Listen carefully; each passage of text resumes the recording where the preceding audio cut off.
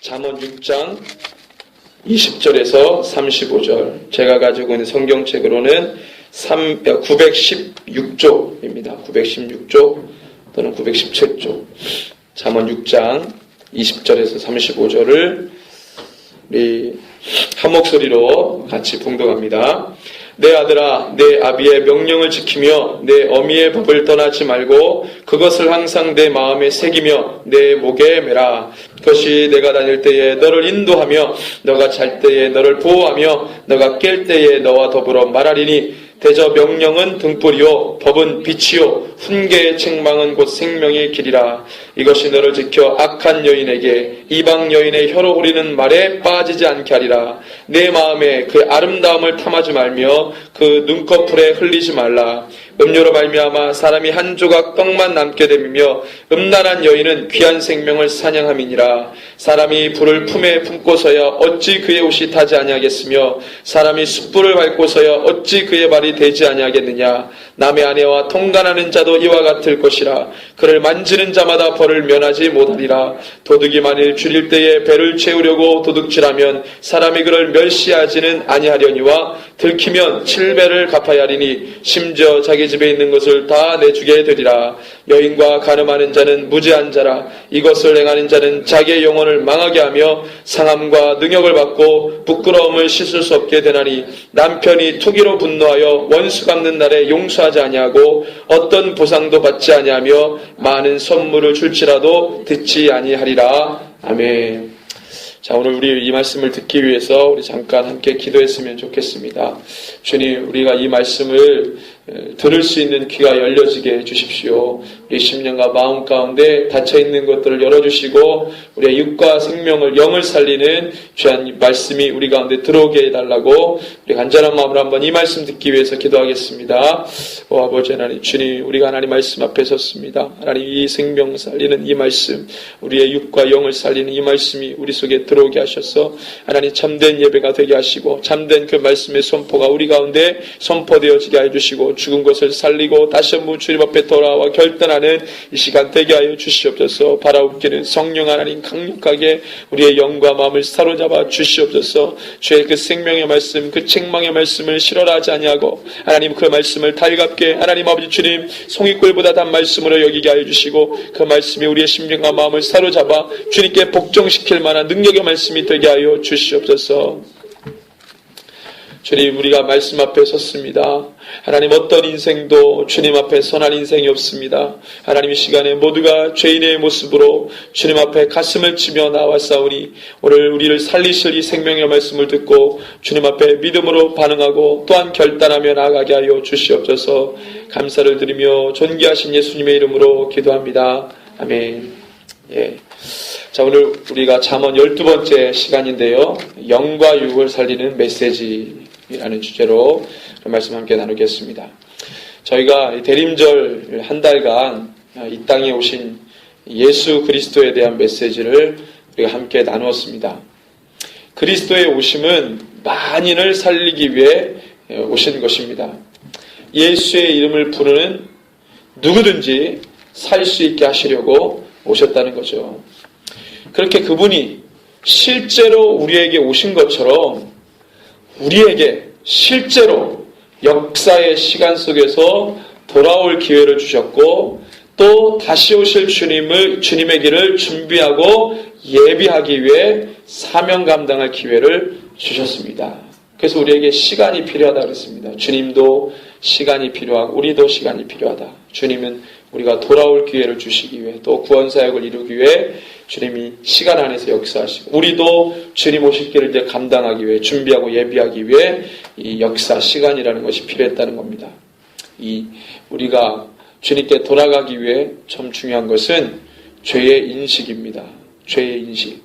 더불어서 뭐가 필요합니까? 회개의 신앙. 그리고 사명 감당하는 신앙. 이것이 너무나도 중요합니다. 이 두 가지는 주님이 가르쳐 주신 겁니다. 예수님께서 이 땅에 오셔서 그의 공생의 사역을 통해 보여주신 겁니다. 예수님이 오셔서 뭐라고 말씀하셨습니까? 회개하라, 천국이 가까이 왔다. 그 길을 준비했던 세례 요한도 회개하라, 천국이 가까이 왔다. 이 회개를 선포하셨다는 것은 뭡니까? 죄를 죄로 지목했다는 겁니다.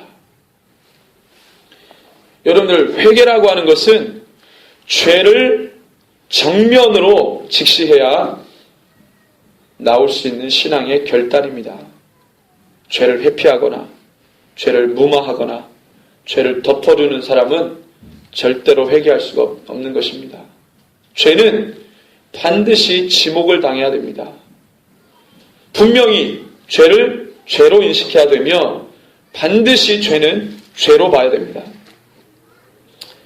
근데 이 같은 안목이 굉장히 중요한 영적인 안목인데 이 안목이 시간이 가면 갈수록 흐려지기 시작하는 겁니다. 흐려집니다. 죄를 지은 인간이 역사적으로 그들의 마음 가운데서 죄가 불일 듯하게 일어나는 이 죄성이라는 것이 있는데 그 죄를 죄로 인정하지 않기 시작하는 거예요. 그래서 이 인류의 역사를 보니까 나의 것을 채우기 위해 남의 것을 빼앗는 이런 일들이 인류 역사 가운데 아주 흔한 일로 보여지잖아요. 역사를 공부해보면 되게 역사의 흐름이 이렇습니다. 강한 자가 약한 자를 억압하고 강한 민족이 약한 민족 위에 군림하고 강한 제국이 약한 국가의 모든 것을 빼앗는 일. 역사를 보니까 자연스러운 하나의 현상처럼 그렇게 이어져 왔다는 거예요. 자연스러운 현상. 강한 자가 약한 자를 군림하고 억압하고 그것을 빼앗는 일이 인류 역사의 자연스러운 현상처럼 굴레를 그렇게 이어져 왔다는 겁니다. 강하니까 빼앗을 수 있다는 거예요. 약하니까 뺏길 수밖에 없다는 거예요. 축생 그러면 우리는 인생이잖아요. 축생에서나 볼 수 있는 적자, 이 양육강식. 근데 이거를 인생에서 또 우리가 경험을 하는 겁니다. 서로 잡아먹히고 먹이사슬처럼 강한 자가 먹이사슬 저 위에 군림하면서 그죠? 인생도 보니까 그렇다는 겁니다. 그것이 인류의 발달사다. 그러니까 죄를 죄로 보기보다는 그거는 본성이다. 죄를 죄로 보기보다는 그건 필요해서 그런 거다. 그건 보편적인 거다. 그건 일반적인 것이다라고 치부해왔다는 겁니다. 결과적으로는 어떻게 됐습니까? 죄가 아닌 게 되어버렸어요. 그는 일반적인 세상의 하나의 일부에 지나지 않은 것, 하나의 요소일 뿐이다. 그렇게 인식해 버렸습니다. 그 중에서 여러 가지가 있지만 일반적인 예를 좀 들면 성공에 관한 것입니다. 성공. 죄인데 인류 발달사를 통해서 죄로 여겨지지 않고 세상의 하나의 보편적인 일반적인 자연스러움으로 치부되어 온 것. 바로 성공에 관한 것.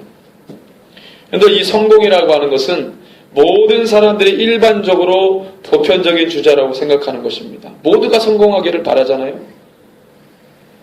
근데 이 성공이라고 하는 것은 전혀 성경적이지 않습니다. 오히려 죄라고 지목한 것입니다. 근데 세상에서 어떻게 합니까? 세상 사람들이 말하는 이 성공의 정체가 무엇입니까? 단순히 말하면 잘 되고 싶은 거잖아요. 잘 되고 싶다. 그치? 나도 잘 되고 싶고 너도 잘 되면 좋고 아니면 말고 나는 잘 돼야 되고 반드시 잘 돼야 되고 역사를 보니까 이 잘 되고 싶은 인간의 마음 그런데 그것을 이루기 위해서는 실제로 경쟁이라고 하는 밑바탕 이 정서를 딛고 성공을 이루어야 되는 거예요. 내가 잘 되려면 나 혼자 무인도에서 사는 게 아니기 때문에 반드시 경쟁을 해야 된다는 거예요. 그래서 옛날에 이런 책도 있잖아요. 파이에 관한 책. 내 파이가 얼마 없다. 이래가지고 세상에서 나눌 수 있는 이 파이가 적은 거라. 더 많은 파이를 얻기 위해 어떻게 합니까? 끊임없이 경쟁하잖아요. 끊임없이 경쟁해요. 누가 더 많은 파이를 차지하느냐. 누가 더 많은 치즈를 차지하느냐.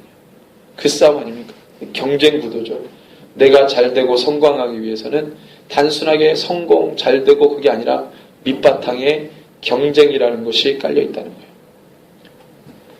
어느 시대에나 사회 구조적으로 모두가 성공할 수 있었던 적은 단 한 번도 없었습니다. 어느 것이든 어느 분야이든 성공이라고 하는 것은 상위 몇 프로만이 이룬 거예요. 이 사람들은 엄청난 경쟁을 통해 성공합니다. 지금 이 시대에서는 더 그렇죠. 더 심화됐죠. 내가 성공하기 위해 누군가는 그 반대의 결과를 경험해야 됩니다. 그래서 지금은 뭐라고 합니까? 모두가 말합니다. 무한 경쟁 시대. 인류 역사가 경쟁 구도 사회 속에서 발달했는데 지금은 그 끝을 알 수 없는 무한 경쟁 시대라는 거예요. 그러니까 사람들은 그러한 사회 구도 속에서 어떻게 됩니까?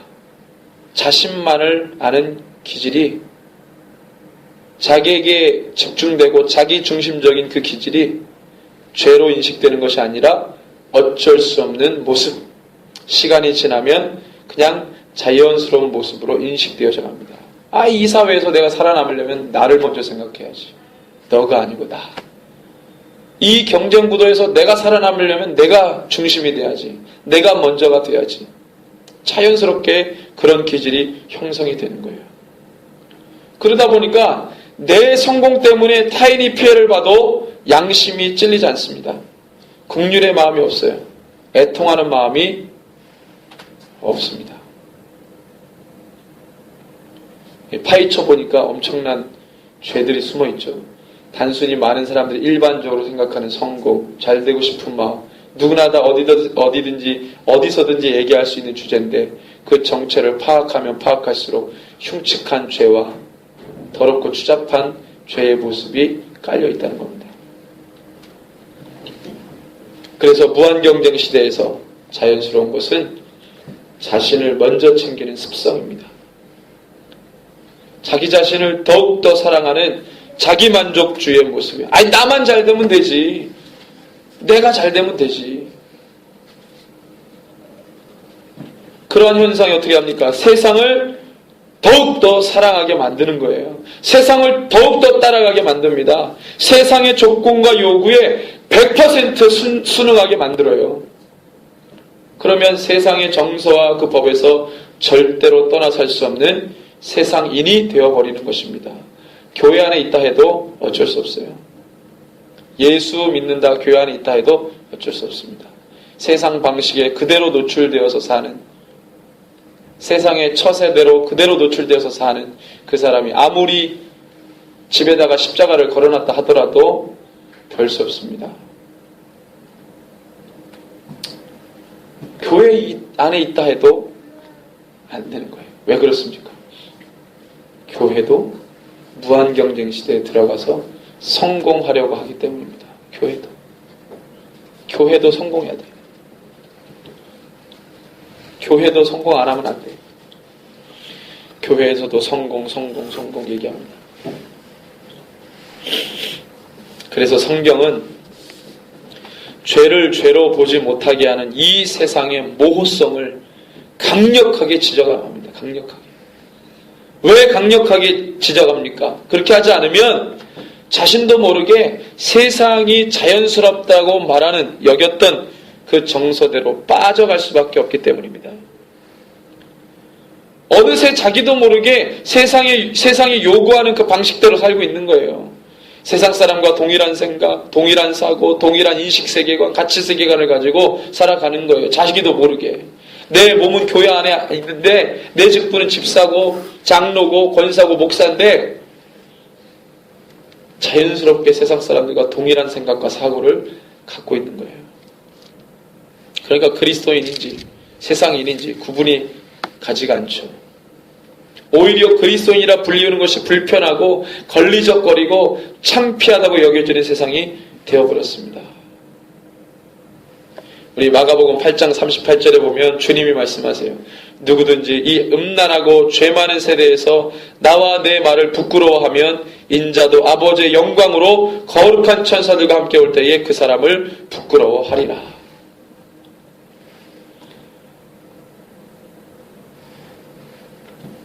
이것이 죄인데, 죄의 습성이고 죄의 모습인데 죄라 여기지 않는 것입니다. 이러한 습성이, 죄의 습성이 자연스럽게 여겨지는 세대가 되어버린 거예요. 오늘 본문을 보면 죄악된 세상에서 죄에 빠지는 현상 너무나도 자연스럽다 말합니다. 죄에 빠지는 과정이 너무 자연스러워요. 죄를 짓는데 어려워 보이지가 않습니다. 죄를 짓는데 많은 시간이 필요하지도 않아요. 순식간에 벌어집니다. 너무나 자연스럽게 빠지는 거예요. 너무나 쉽게 홀린다는 거예요. 왜 그렇습니까? 그게 자연스러운 일이라고 세상이 가르쳤으니까.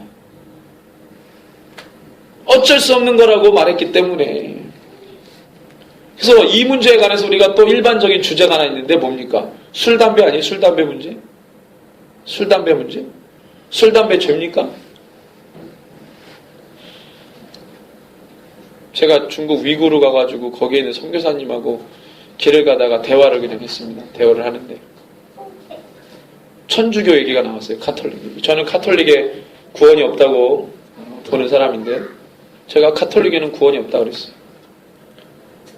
분명히 얘기했습니다. 카톨릭에는 구원이 없습니다. 그래서 선교사님이 아니라고.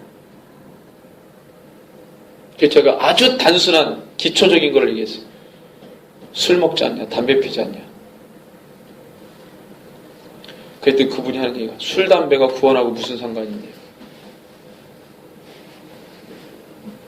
제가 깜짝 놀랐습니다. 술, 담배가 구원하고 무슨 관계가 있냐?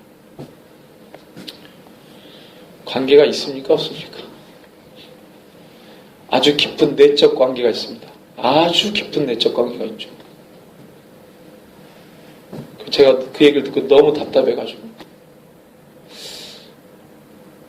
저런 세계관을 가지고 어떻게 사람들을 양육하고 그리스도의 제자로 양육시킬 수 있을까? 훈련시킬 수 있을까? 죄는 죄입니다. 안 되는 건 안 되는 거예요. 그걸 세상이 가능하다, 괜찮다, 상관없다 가르쳤습니다. 술, 담배 문제는 오늘 본문의 간음, 음란의 죄와 다를 바가 없는 거예요. 주님 앞에서 죄의 경중이 있습니까? 없습니까? 없습니다. 하나님 보실 때의 죄의 경중은 없어요. 술, 담배 문제는 간음, 음란의 죄와 살인의 죄와 다를 바가 없어요. 왜? 모두가 하나님을 욕되게 하는 것이기 때문에 그렇습니다. 세상 요소예요. 세상적인 요소들입니다. 그런데 대부분의 성도들은 술, 담배 정도는 괜찮다고 생각해요. 왜? 대다수가 하고 있기 때문에 그것을 죄로 인식하지 않습니다. 제가 예전에 너무 황당한 이야기를 들은 적이 있어요. 부곡동에 있는 모 교회인데 아직도 그분이 성가대 지휘를 하고 있는지 모르겠어요. 그분은 알코올 중독자예요. 그 교회 목사님이 알코올 중독자를 성가대 지휘자로 세워서 몇 년간을 봉사하게 했어요. 그래서 제가 왜 그렇게 했죠? 그 사람이 돌아올까 싶어서. 그래서 제가 그랬습니다. 그 사람을 알코올 중독자를 성가대 지휘자로 세워와서 돌아오기를 바라는 것보다는 목사님이 1대1로 맨날 찾아가든가 그분을 손을 잡고 맨날 기도를 하든가 따로 시간을 마련해서 뭔가를 하든가 해서 돌아오게 해야지. 어떻게 알코올 중독자를 성가대 지휘자로 세웁니까? 교회 안에서 하는 일이 세상에서 직위 하나 맡겨놓고 당신 한번 잘해보쇼 이렇게 말하는 그런 단체입니까? 교회는 영적으로 서로 연결된 유기적인 공동체인데 거기서 알코올 중독자가 성가대 지휘를 하고 있으면 그 사람이 어떤 영적인 영향력을 가지고 하나님을 찬양하는 일에 자기의 삶이 부어지고 그래야 하나님이 받으시는 거지. 인생 술, 담배 쩔은 그 인생을 그 엄청난 사역 가운데 세워놓고 돌아오기를 바란다. 왜 그렇게 생각을 하시는지 모르겠어요. 그러면 돌아올 거라고 생각을 절대로 안 돌아옵니다. 많은 사람들이 그렇게 하니까 괜찮다고 생각하는 거예요. 대다수가 괜찮으면 죄가 아닙니까? 대다수가 하면은 많은 사람들이 하고 있으면 성경에서 죄라고 지목한 것이 죄가 아니게 됩니까? 많은 사람들이 하고 있어도 성경이 죄라고 말하면 죄인 겁니다. 근데 정신 나간 목사들이 성도들, 하나님의 양들을 자기들 마음대로 내가 생각해보니까 그런 것 같다. 내가 생각해보니까 그렇게 하는 게 맞는 것 같다. 아유, 집사님, 이 사람 시험 받아가지고 떠나면 안 되니까 좋은 말로 오셔요, 하세요. 괜찮습니다. 주님이 다 용서하세요. 그 변하지 않는 그 모습을 그대로 두고 그 사람은 죽어가는지도 모르는 채 그냥 두고 보는 거예요. 죽어가는 거 보는 거예요. 떠나지만 않으면 돼. 자기에게서 떠나지만 않으면 돼요. 그냥 두고 죽여. 점점점 죽이는 거예요. 그런 교회들이 비일비재합니다. 예수님이 왜 왔습니까? 죄인을 불러 회개시키기 위해 오신 거예요. 죄인을 죄인으로 가만 놔두려고 오신 게 아니고 너가 죄인이냐? 너가 내 이름을 부르면 네가 산다. 주님이 죄인 불러러 오셔가지고 죄인을 너 그냥 죄로 그냥 죄 짓고 살아라. 일정한 거리를 두고 오시려고 예수님이 오셨습니까? 아니에요. 어떻게 해서든지 그 죄인을 살리기 위해 자기 몸도 다 찢어 죽이셨잖아요. 그런데 정신 나간 목사들이 죽어가는 영혼들이 분명히 뻔히 보이는데도 가만 놔두는 거예요. 자기 몸을 찢어야지. 어떻게 해서든지 살려야지. 그게 목사입니까? 저도 목사지만 그렇게 안 합니다. 교인이 아무도 안 남아도. 여기에서 설교하는 이 목사도 죄 가운데서 몸부림치면서 이 말씀을 온전히 준비하려고 그렇게 몸부림치는데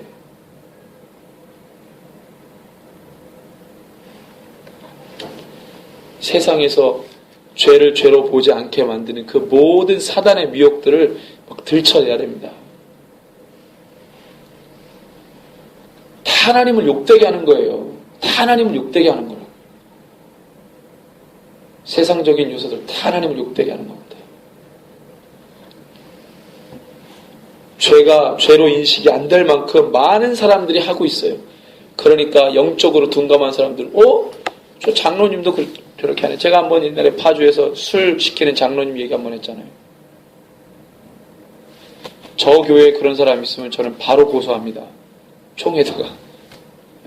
왜? 제가 감당이 안 되니까. 장로 좀 되면 나이가 많잖아요. 연수한 목사가 어떻게 하겠어요? 그냥 바로 법으로. 이 장로는 장로의 직분을 감당할 수 없습니다.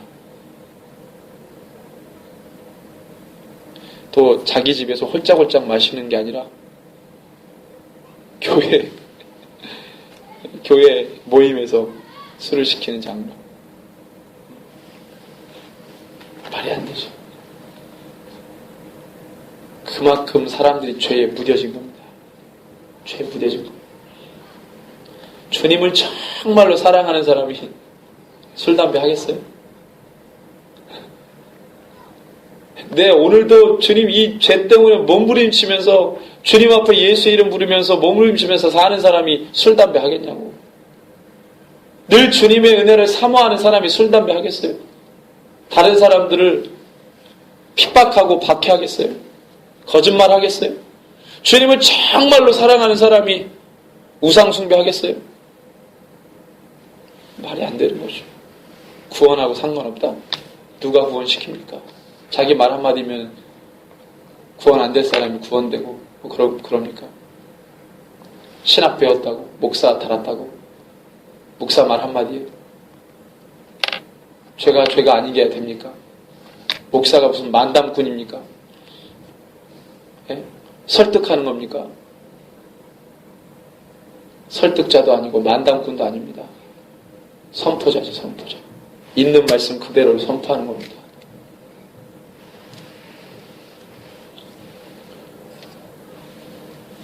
세상에서는 대다수가 하느냐 하지 않느냐에 따라 죄의 개념이 바뀔지는 모르겠지만 성경에서는 절대 그렇지 않습니다. 하나님을 욕되게 하는 것, 하나님의 이름을 훼손시키는 모든 것이 죄입니다. 단호하게 분명하게 말합니다. 동성애 죄입니까? 죄입니다. 그런데 지금 세상에서는 뭐라고 말하죠? 죄라고 말하지 않습니다. 성소수자라고 말하죠. 왜 성소수자라고 말합니까? 인권에서 중요한 게 소수 아니에요? 소수의 인권도 보장해주자. 동성애자들 성소수자라고 말합니다. 성경에서는 죄라고 말하는데 세상에서는 죄라고 말하지 않습니다. 인권이라는 주제를 딱 내세우고.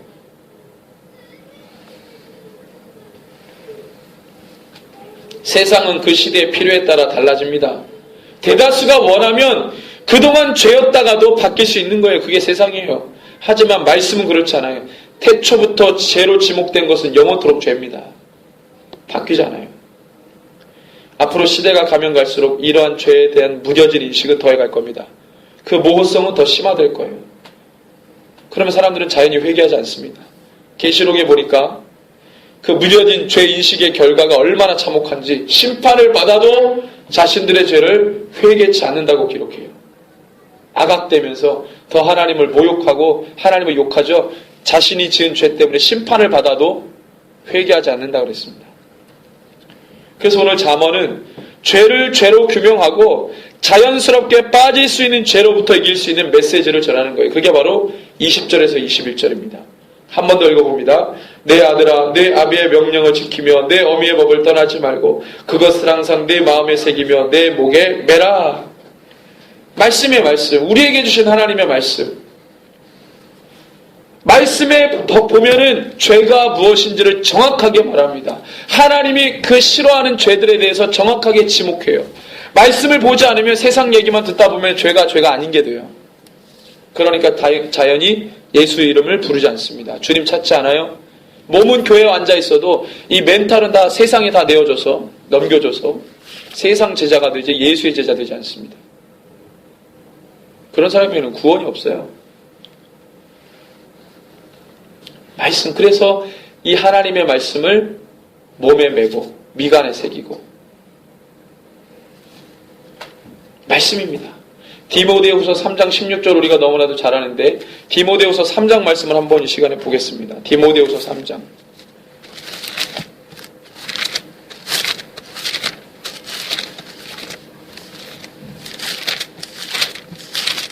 바울이 영적인 아들 디모데에게 권면하죠. 디모데후서 3장 17절까지인데 우리 같이 한 목소리로 이 부분을 좀 읽습니다. 너는 이것을 알라. 말세에 고통하는 때가 이르러 사람들이 자기를 사랑하며 돈을 사랑하며 자랑하며 교만하며 비방하며 부모를 거역하며 감사하지 아니하며 거룩하지 아니하며 무정하며 원통함을 풀지 아니하며 모함하며 절제하지 못하며 사나우며 선한 것을 좋아하지 아니하며 배신하며 조급하며 자만하며 쾌락을 사랑하기를 하나님 사랑하는 것보다 더하며 경건의 모양은 있으나 경건의 능력은 부인하니 이 같은 자들에게서 너가 돌아서라. 그들 중에 남의 집에 가만히 들어가 어리석은 여자를 유인하는 자들이 있으니 그 여자는 죄를 중히 치고 여러 가지 욕심에 끌림바 되어 항상 배우나 끝내 진리의 지식에 이룰 수 없느니라. 얀네와 얀브레가 모세를 대적한 것 같이 그들도 진리를 대적하니 이 사람들은 그 마음이 부패한 자요 믿음에 관하여는 버림받은 자들이라. 그러나 그들이 더 나아가지 못할 것은 저 두 사람이 된 것과 같이 그들의 어리석음이 드러날 것임이라. 나의 교훈과 행실과 의향과 믿음과 오래 참음과 사랑과 인내와 박해를 받음과 고난과 또한 안디옥과 이고니온과 루스드라에서 당한 일과 어떠한 박해를 받은 것을 너가 과연 보고 알았거니와 주께서 이 모든 것 가운데서 나를 건지셨느니라. 무릇 그리스도 예수 안에서 경건하게 살고자 하는 자는 박해를 받으리라. 악한 사람들과 속이는 자들은 더욱 악하여져서 속이기도 하고 속기도 하나니 그러나 너는 배우고 확신한 일에 거하라. 너는 내가 누구에게서 배운 것을 알며 또 어려서부터 성경을 알았나니 성경은 능히 너로 하여금 그리스도 예수 안에 있는 믿음으로 말미암아 구원에 이르는 지혜가 있게 하느니라. 모든 성경은 하나님의 감동으로 된 것으로 교훈과 책망과 바르게 함과 의로 교육하게 유익하니 이는 하나님의 사람으로 온전하게 하며 모든 선한 일을 행할 능력을 갖추게 하려 함이라. 아멘. 여러분들 잠언 지금 6장 초반절에 나온 이 말씀과 20절 21절의 말씀과 이 디모데후서 3장의 말씀이 영적으로 딱 묶여있는데, 말세에 모든 죄들이 있는데 너가 그때 살아남을 수 있는 유일한 길은 뭡니까? 바로 성경 말씀에 주목하라는 거예요. 성경을 봐야 죄가 죄인 줄을 지목하고 너가 그것을 통해서 경건에 이르도록 너 자신을 세상과 싸우도록 하지 않겠느냐. 성경을 보지 않고 기록된 말씀을 떠나면 어디 가서 죄가 죄인 줄 알고 살겠습니까? 내 자신이 부패한지 부패하지 않았는지, 하나님에게서 마음이 멀어졌는지 그렇지 않은지를 컨펌해야 되는데, 확인해야 되는데 어디 가서 그거를 확인하겠냐고요. 성경이 아니면, 말씀이 아니면 확인할 데가 없잖아요.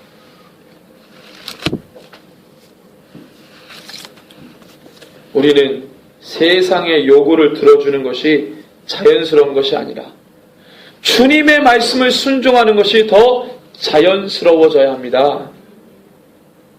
세상 죄 짓는 것이 자연스러운 사람이 아니라 하나님의 말씀을 붙들고 사는 것이 더욱더 자연스러워야 할 것입니다. 반대가 돼야 돼요. 죄를 짓는데 빨리 내려가는 게 아니라 하나님을 사랑하는 데 빨리 내려가는 거예요. 속도가 그게 더 붙는 거예요. 세상으로 나아가는 것이 더 힘들고 더 시간이 오래 걸려야 돼요. 주님께로 나아가는 고속도로를 뚫으시기 바랍니다.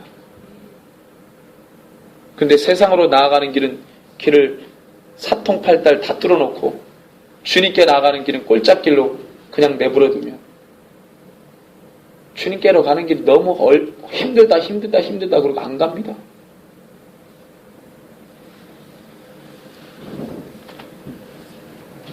이미 세상에 뿌려진 죄들의 가라지들이 너무 많이 자라서 그 기운이 너무나 강해요. 그래서 주님의 말씀을 붙들고 살기가 쉽지가 않아요. 그 싸움이 만만치 않습니다. 때문에 우리의 정결과 성결의 삶, 경건에 이르는 삶이 몸부림쳐야 돼요. 그게 중요합니다. 말씀은 우리의 영과 육을 살리는데 무한한 능력이 있음을 반드시 기억하시기 바랍니다. 사단이 뿌려놓은 죄는 우리의 육신의 죄의 흔적을 남겨서 영혼까지 망치려 듭니다. 간음의 죄가 그와 같을 수 있잖아요. 육신의 죄의 흔적을 남겨버리게 하잖아요. 그래서 영혼까지 파괴시키잖아요.